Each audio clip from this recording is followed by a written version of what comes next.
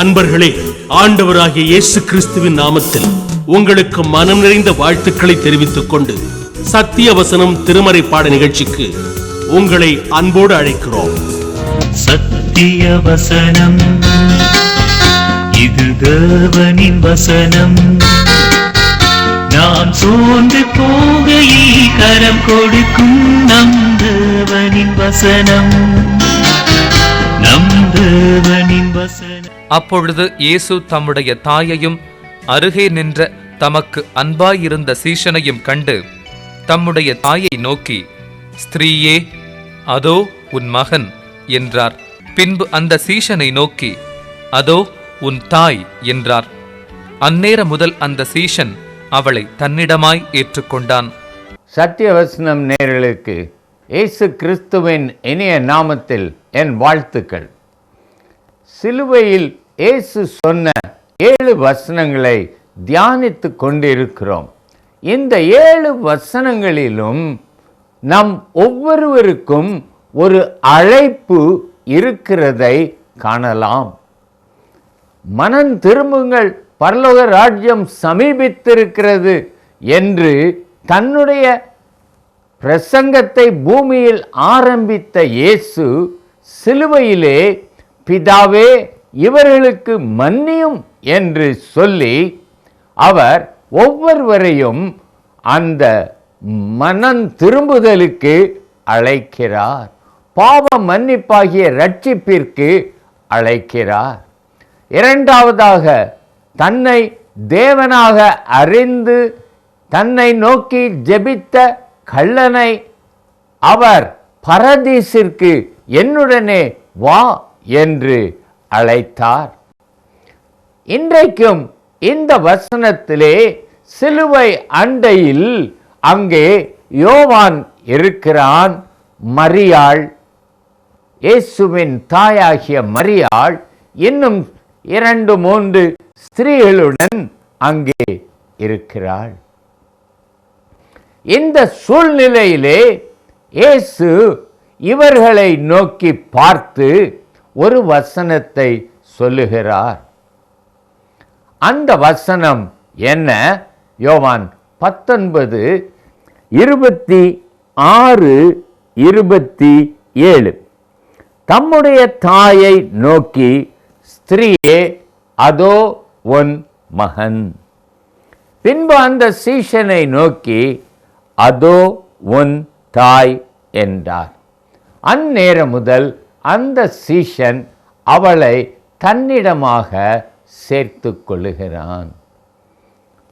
புதியதாக ஒரு குடும்ப பொறுப்பை யோவானிடத்தில் கொடுக்கிறார்.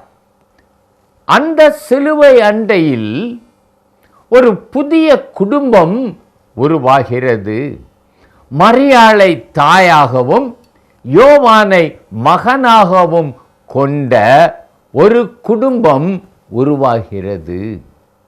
அந்த குடும்பம் தேவனுக்கு பிரியமான பரலோக குடும்பம், மேன்மையும் மகிமையும் உள்ள ஒரு பெரிய குடும்பம்.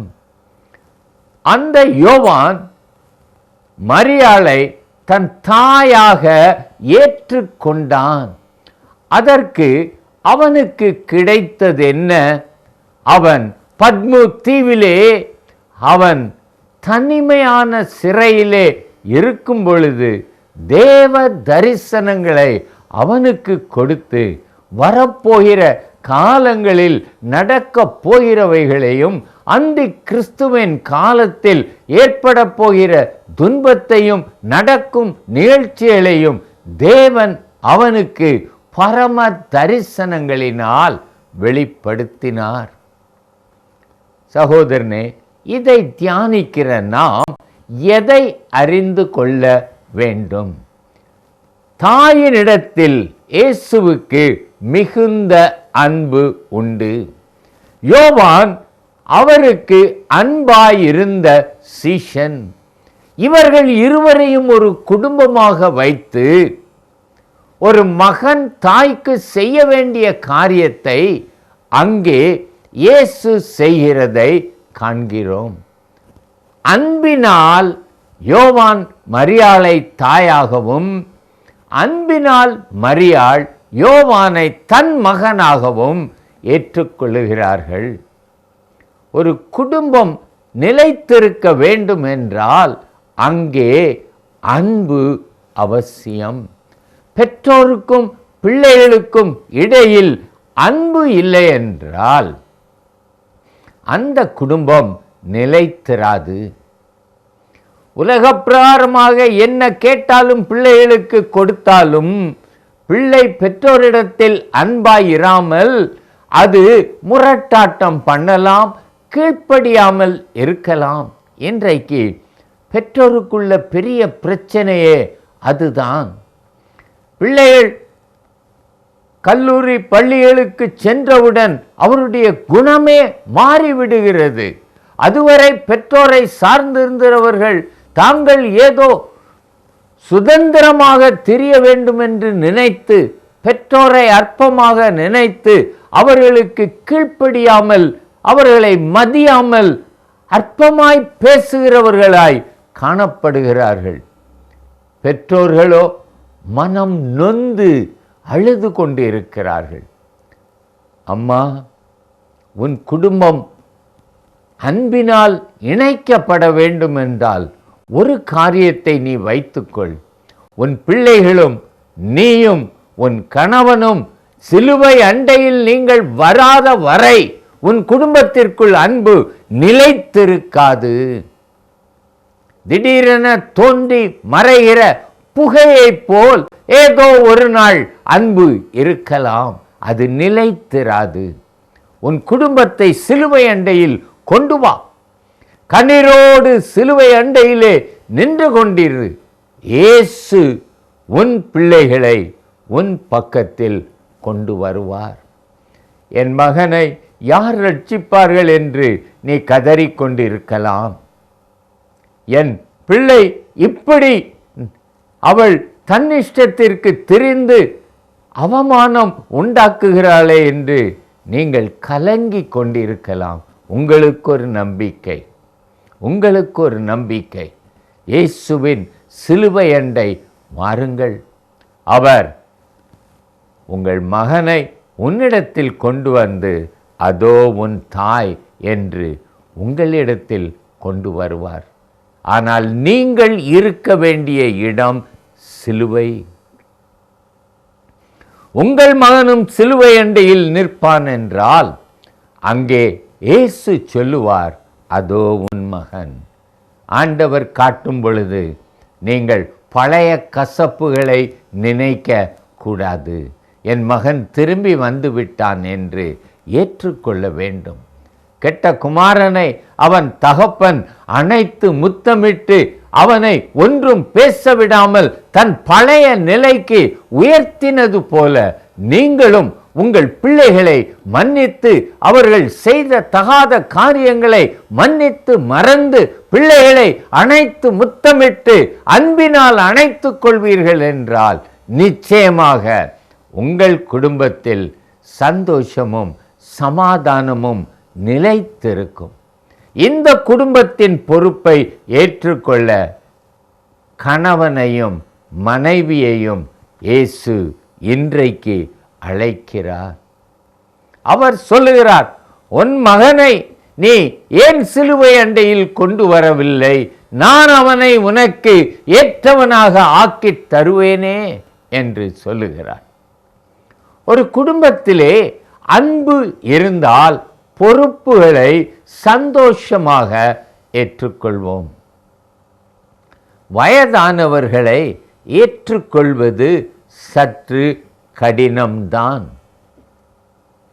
மகன் தன் அப்பாவை நேசிக்கலாம். என்னை ஆளாக்கினவர், என்னை உருவாக்கினவர், நான் இன்றைக்கு இந்த நிலையில் இருப்பதற்கு அவர்தான் காரணம், அவருக்கு நான் ஏதாகிலும் செய்ய வேண்டும் என்று நினைக்கலாம். ஆனால் அவனுடைய மனைவியோ இவர் ஓயாமல் எங்கள் விஷயங்களில் குறுக்கிட்டு என் கணவனுக்கு என்னிடத்தில் அன்பு கூறாதபடி என் தவறுகளை சொல்லிக்கொண்டே இருக்கிறார் என்று சொல்லி அவள் அவரை வீட்டில் ஏற்றுக்கொள்ளாத ஒரு சூழ்நிலை இருக்கலாம். இருவரும் குடும்ப பொறுப்பை ஏற்றுக்கொள்ளவில்லை. இயேசு சொல்லுகிறார், இந்த சூழ்நிலையில் நீங்கள் உங்கள் புத்தியினாலோ ஞானத்தினாலோ என்ன காரியம் செய்தாலும் அது சந்தோஷத்தை தராது. இந்த பிரச்சனையின் மத்தியிலே சிலுவையில் மரித்த இயேசுவை நிறுத்திக் கொள்ளுங்கள். அவரிடத்திலே சொல்லுங்கள், எனக்கு ஒரு வழியை காட்டுங்கள், நான் பொறுப்பை ஏற்றுக்கொள்ள ஆயத்தம் என்று சொல்லுங்கள். முதியோர் இல்லங்கள் அது தீர்வல்ல. Old age homes are not the solution for a Christian. என்னவென்றாலும் நீ ஒரு நாளில் உன் தகப்பனை குறித்தோ உன் தாயை குறித்தோ தேவனுக்கு கணக்கு ஒப்புவிக்க வேண்டுமே. அன்றைக்கு என்ன செய்வாய்? என் மனைவி நீர் தந்தவள் இப்படி செய்தாள் என்று ஆதாமாய் மாறி நீர் குறை கூற முடியுமோ? முடியாதே. ஆகையால் இன்றைக்கே சிலுவை அண்டையில் வாரும். குடும்ப பொறுப்பை ஏற்றுக்கொள்ளத்தக்க பலத்தையும் பரிசுத்த ஆவியின் பலத்தையும் ஞானத்தையும் அவர் உங்களுக்கு தருவார். சம்பந்தப்பட்டவர்கள் சிலுவையில் அண்டையில் வரும்பொழுது அவர்களுடைய குணங்கள் மாறி எதிர்த்தவர்கள் ஒன்று சேர்ந்து நன்மையானவைகளை செய்வார்கள். அந்த குடும்பத்தில்தான் தேவனுடைய ஆசீர்வாதம் இருக்கும். சகோதரனே, நீங்கள் எப்படிப்பட்ட சூழ்நிலையில் இருக்கிறீர்களோ எனக்கு தெரியாது. ஒருவேளை நீங்கள் வயதான பெற்றோராய் இருக்கலாம், அல்லது இப்பொழுதுதான் திருமணம் ஆனவர்களாக இருக்கலாம். குடும்பத்தை கட்டும் முயற்சியில் இப்பொழுதுதான் இறங்கி இருக்கலாம். ஒன்றை தெரிந்து கொள்ளுங்கள், தினமும் சிலுவையில் அறையப்பட்ட இயேசு அண்டை வந்து உங்கள் குடும்பத்தின் காரியங்களை எல்லாம் தேவனிடத்தில் சொல்லும் பொழுதுதான் தகப்பனுக்கும் தாய்க்கும் மகனுக்கும் இடையில் ஒரு சரியான உறவை அவர் ஏற்படுத்துவார். சகோதரனே, இன்றைக்கும் இயேசுவுக்கு ஒரு குடும்பம் என்றால் என்ன என்று தெரியும். அனாதையாய் ஒரு விதவை தாய் இருப்பாள் என்றால் அவளுக்கு ஏற்படக்கூடிய கஷ்டங்கள் அனைத்தும் அவருக்கு தெரியும். இன்றைக்கும் நாம் பார்க்கிறோம், ஒரு 75-80 வயதான ஒரு பெற்றோர் தனியாக ஒரு வீட்டில் இருக்கும் பொழுது ஒரு சிறிய உதவி என்றாலும் மற்றவர்களை நாடி நிற்க வேண்டிய ஒரு நிலையில் இருக்கிறார்கள். இந்த மாதிரியான பெற்றோர்கள் இன்றைக்கு ஒன்றை நினைத்து கொள்ள வேண்டும். நான் இயேசுவின் சிலுவை அண்டையில் வருவேன், அவர் என் குடும்பத்தை கட்டி எழுப்புவார், எனக்கு தேவையான உதவிகளை அவர் செய்வார். யாராவது ஒருவனை எனக்கு உதவி செய்யும்படி தேவன் வைத்திருப்பார். மரியாளுக்கு ஒரு யோவானை வைத்தவர் எனக்கும் ஒரு தம்பியையோ தங்கச்சியையோ வைத்திருப்பார், ஒரு பிள்ளையை வைத்திருப்பார் என்று நீங்கள் நம்பி ஆண்டவருக்கு ஸ்தோத்திரம் செலுத்துங்கள். சிலுவை குடும்பத்தின் பொறுப்பை ஏற்றுக்கொள்ளும் ஒரு அழைப்பை கொடுக்கிறது. வாலிப சகோதரனே, சகோதரியே, இன்றைக்கு நீ சுதந்திரமாய் உன் குடும்பத்தை கட்ட நினைக்கலாம், நல்லது, தேவன் உங்களை ஆசீர்வதிப்பார். ஆனால் உங்கள் பொறுப்புகளை தட்டி கழிக்க முடியுமோ? முடியாதே. ஆகையால் நீங்களும் ஒரு நாளில் வயதாகி இதே மாதிரி இருப்பீர்கள் என்பதை நினைத்து ஆண்டவர் அண்டையில் வாருங்கள். அவருக்கு தெரியும், மரியாளின் வேதனை தெரியும், யோவானின் திறமை அவருக்கு தெரியும்.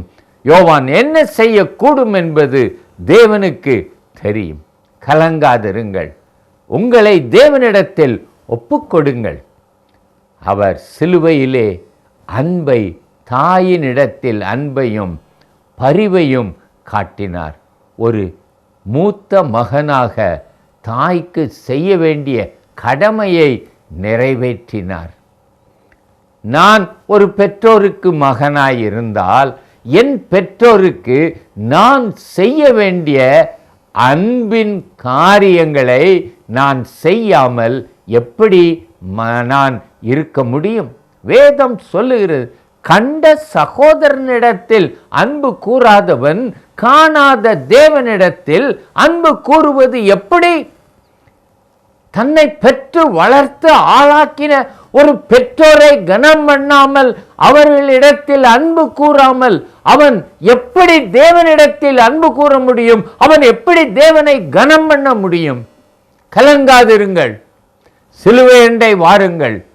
பொறுப்புகளை ஏற்றுக்கொள்ளும் பிள்ளைகளை தேவன் உங்களுக்கு வைத்திருக்கிறார். உங்கள் பிள்ளைகள் உங்களுக்கு பெரிய ஆசீர்வாதமாய் இருப்பார்கள். அவர்கள் உங்களோடு இணைந்து உங்களை சுற்றிலும் பந்தியிலே ஒலிவமரக்கன்றாய் இருப்பார்கள். உங்கள் வீடுகளுக்கு வருவார்கள், உங்களோட அன்பாய் இருப்பார்கள், உங்களுக்கு சகல தேவைகளையும் சந்திப்பார்கள். எப்பொழுது நீங்கள் கிறிஸ்துவை மையமாக கொண்ட ஒரு குடும்பத்தை நீங்கள் வைத்திருப்பீர்கள் என்றால் அந்த குடும்பத்திற்கு உங்கள் பிள்ளைகளையும் அழைப்பார். குடும்ப ஜெபம் உண்டா? ஒவ்வொரு நாளும் கிறிஸ்துவை நோக்கி ஜெபியுங்கள். கர்த்தர் உங்கள் குடும்பத்தை மலையின் மேல் பட்டணமாக கட்டி அநேகருக்கு முன்மாதிரியாக வைப்பார். சிலுவைதான் குடும்பத்தின் அஸ்திபாரம். அந்த அஸ்திபாரத்தை நீங்கள் போடுவீர்கள் என்றால் உங்கள் குடும்பம் சந்ததி சந்ததியாய் தேவனுக்குள் நிலைத்திருக்கும். ஜெபிக்கலாமா? அன்பின் தகப்பனே, அன்பினால் என் குடும்பத்தை ஒன்றுபடுத்த நீர் எங்கள் குடும்பத்தின் நடுவில் இறங்கி வந்து அது உன் தாய், அது உன் மகன் என்று சொல்லி இருவரையும் இணைத்தருளும். ஒவ்வொரு பொறுப்பையும் ஏற்றுக்கொள்ள எங்களுக்கு ஒரு அழைப்பை தருகிறீர். அந்த அழைப்பை பூரணப்படுத்தத்தக்க பலத்தையும் வழிகளையும் எங்களுக்கு தந்தருளும். இயேசு நாமத்தில் பிதாவே, ஆமென்.